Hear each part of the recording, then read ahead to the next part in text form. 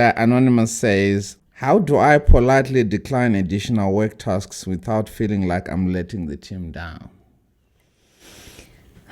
I think often we decline, if we want to decline, we feel like we're going to let people down or we're going to be the bad guy.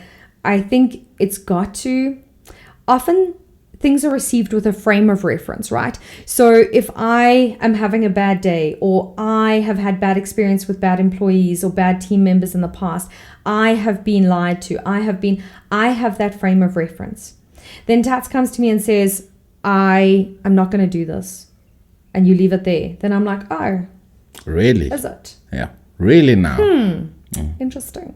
Whereas sometimes what's missing is some background, some explanation. So, guys, I can't actually take on any more right now because I'm dealing with X, Y, and Z.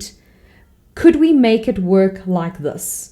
And often coming to the table with not just the problem, but a potential solution. Okay. So often I think as well, and this works for home as well, you walk into your child's room and the bed's not made, the curtains are still closed, there's flaws on the clothing.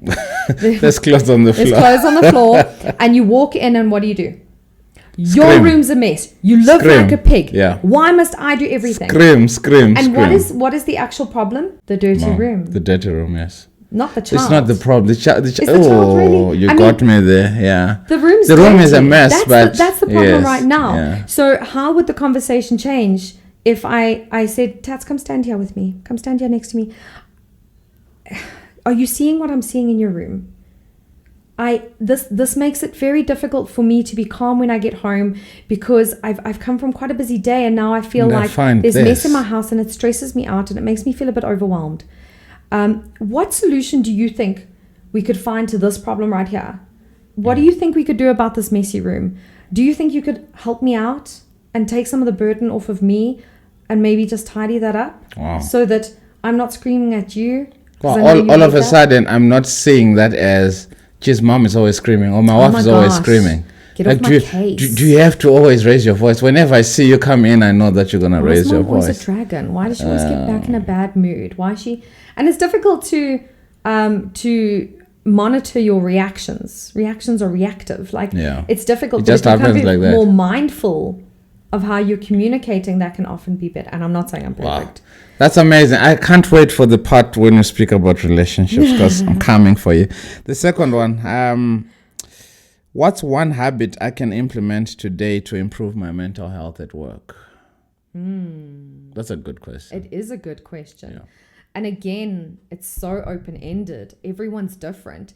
I know that meditation, often people think meditation's taboo. I sit with my legs crossed and my hands in this position. And I think meditation is somewhat misunderstood.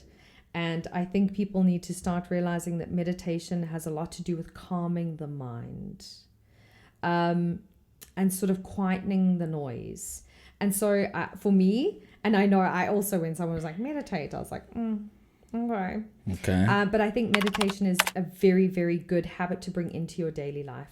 And if you start the day with a calm, peaceful mind, after that alarm's gone off and you're like, oh, this again. Oh my God, I have to deal with TED and accounts. Instead of starting your day that way, if you start your day with moving your body a bit, whatever you like. If you like weights, exercise, if you like yoga, whatever. If you like Pilates, if you like a walk, just move and then calm your mind and start the day like that. You could start your day consistently with peace instead of turmoil. And this storm and this rage that's happening inside you.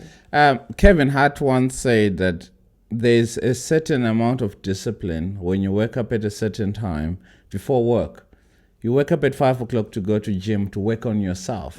You've already conquered most things because every day at 5 o'clock you're waking up to work on yourself for that hour. Then you can go to the boardroom. Then you can go to work. Then you can do this. So it's another thing again. Join a gym. You don't even have to join a gym. No, on YouTube, there's so many what do you call this? Home workouts. If you tell yourself that every day before I sit down for a meeting at 6 o'clock I'm going to do a 10-minute home workout video. That to me is you're working on yourself before You can have all the time, all the stresses of the world, and the guys from Exactly. that department and that and that. And if you're working on yourself, don't you feel like you're empowering yourself Yeah, somewhat? actually, yeah, So now I start the day feeling empowered. Yeah. And listen, for some people, it might not be moving your body. It might not be meditation. It might be writing in a journal. Yeah. Or watching a TED talk. Yeah, Or yeah. like I love watching something. Oh, I'm such a nerd. I love watching something educational. So I love a TED I love talk. TED Talks. Yes. I love a yeah. podcast. Yeah. I love something about coaching that's going to feed to my knowledge about that I can then pass on to someone else Yeah, during the day. yeah, So that feeds my soul. So I know I'm using workout and meditation, and that is an example. But if writing makes you happy, Do that. if doing yoga in front of the sunrise makes you happy, if I don't know, whatever, There's so many things that you figure can out do. Yes. what's going to bring you peace when you start your day and empower you. Yeah. That's so amazing that when you work on you, everyone around you will enjoy you more. Right? That's why we're like, geez, this